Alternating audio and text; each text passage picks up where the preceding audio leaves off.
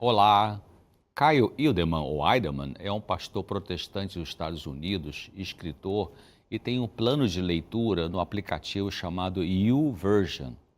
Esse aplicativo tem planos de estudos diários curtos, com textos bíblicos e um texto do autor do tema.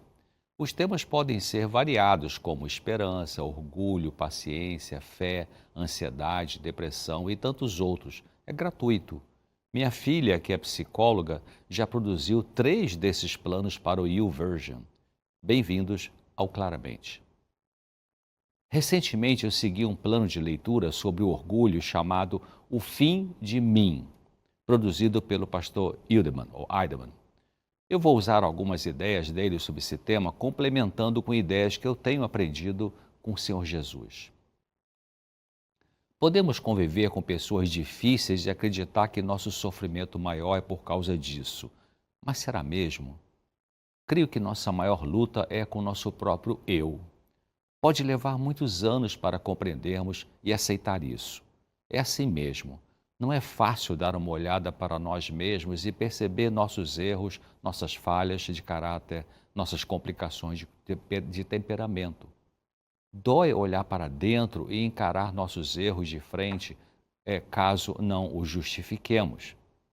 Mas faz parte da cura interior dar essa olhada e sentir a dor.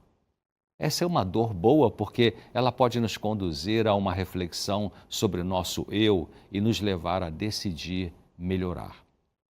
Em geral, nos apegamos ao nosso eu de maneira que não queremos mudar. Cremos que as pessoas é que têm que mudar. Achamos que elas é que nos fazem sofrer, o que, na melhor das hipóteses, talvez seja uma meia-verdade.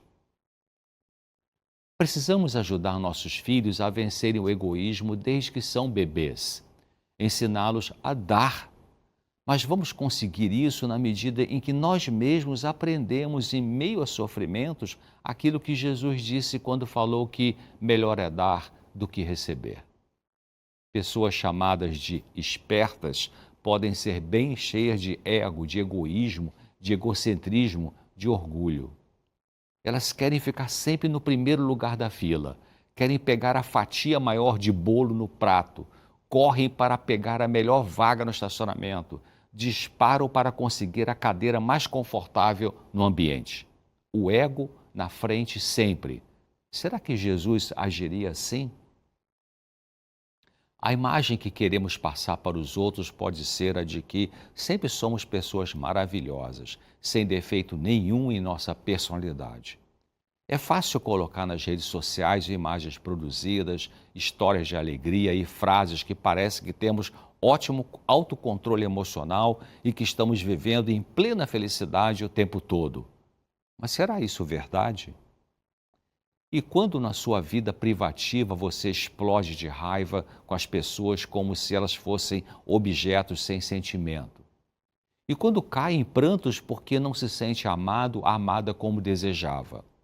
E quando vem aquele sentimento de insegurança e de medo, você coloca isso na sua rede social? A autora Ellen White, que admiro e sempre trago aqui texto dela, ela diz assim: a luta contra o próprio eu é a maior batalha que já foi travada. A renúncia de nós mesmos, sujeitando tudo à vontade de Deus, requer luta, mas a pessoa tem que se submeter a Deus antes de poder ser renovada em santidade. Isso está no Caminho a Cristo, página 43. Santidade é maturidade espiritual e emocional. Eu lembro que a santidade para a Bíblia, que é o processo, de nos fazer gradativamente parecidos com Deus no caráter. Vai saindo orgulho e entrando humildade. Sai egoísmo e entra altruísmo. Sai vaidade e entra simplicidade. Sai agressividade e entra mansidão. Ser santificado por Deus é ser amadurecido. Quando o eu está no controle, queremos dirigir nossa vida sozinhos, como se soubéssemos tudo o que precisamos para a nossa felicidade.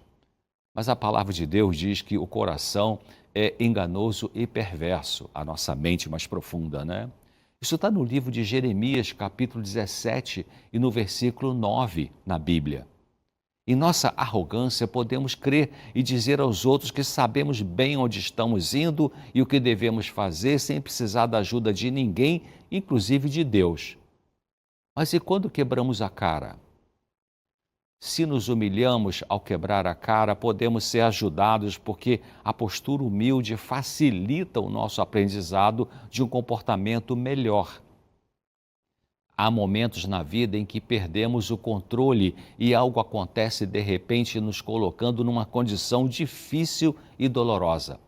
Podemos entender que o sonho termina, não vai acontecer o que queríamos ou está acontecendo o que não queremos. Mas podemos olhar para o problema sob uma nova perspectiva. O sofrimento é uma oportunidade para adquirirmos um melhor conhecimento de nós mesmos, e isso é importante porque quanto melhor nos conhecemos, mais humildes podemos nos tornar, porque entendemos que não somos deuses, temos limitações, não somos melhores que os outros como poderíamos acreditar. Precisamos de ajuda e ela está disponível. O sofrimento pode nos conduzir para o recebimento de ajuda e presença de Deus. Mas o orgulho pode impedir que recebamos essas bênçãos, porque ele pode nos conduzir para uma autossuficiência ou revolta e assim nos afastamos da ajuda necessária.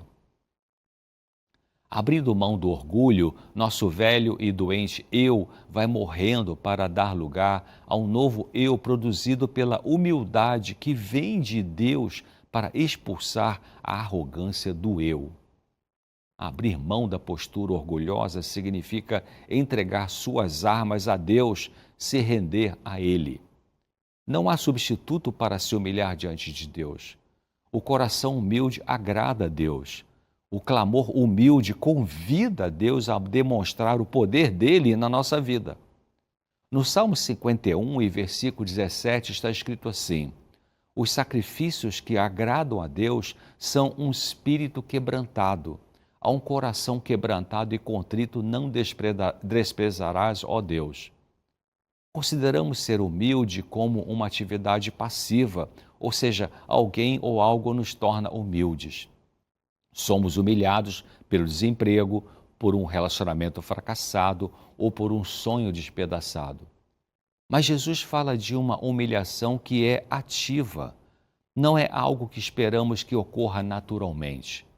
Quando lemos o texto que diz humilha-te, não parece certo, não é mesmo? Tem um cheiro de masoquismo. Estamos acostumados a ser aconselhados a nos impor, mas a não nos humilhar. Interessante que Jesus, sendo Deus, se humilhou assumindo a forma de homem, vindo viver um tempo aqui nesse planetinha Terra. Ele não se apegou ao seu status divino. Então, como nos humilhar para vencer o orgulho que nos destrói e perturba nossos relacionamentos? Devemos voluntariamente confessar nosso pecado, tratar os outros melhor do que a nós mesmos e pedir ajuda. Quando a humildade começa a nos possuir, então não precisamos nos esforçar tanto ou esconder algum defeito de nossa personalidade. É até possível que algumas pessoas se sintam mais atraídas por nós se conhecerem algumas de nossas falhas e lutas. Portanto, ao admitirmos para uma outra pessoa alguma falha nossa, isso é ser humilde e ajuda no bom entrosamento, porque demonstramos que não somos perfeitos e não somos melhores que os outros. Quando vamos vencendo o orgulho, vamos parando de buscar o aplauso ou a atenção de pessoas que só produzem vazio. Em vez disso, passamos a procurar agradar a Deus e recebemos a recompensa dele em vez de das pessoas.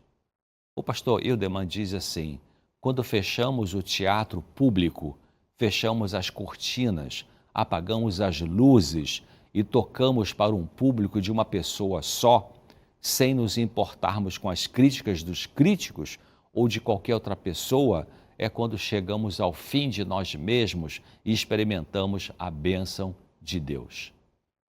Por isso, eu queria levar você a animar, Trabalhe contra o orgulho, peça a Deus que te dê vitória sobre o orgulho, peça a Deus que te dê o maior conhecimento de você mesmo, para você e se libertando desse fardo que é uma atitude arrogante. The night, lost in an uproar to light. Haunting echoes of the past, experimental sounds that forever last.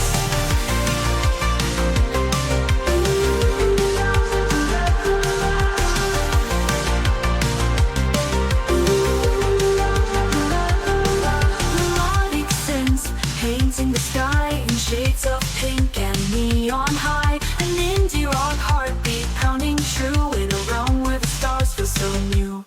We ride the waves of the night, lost in an rock to light. Haunting echoes of the past, experimental sounds that forever last.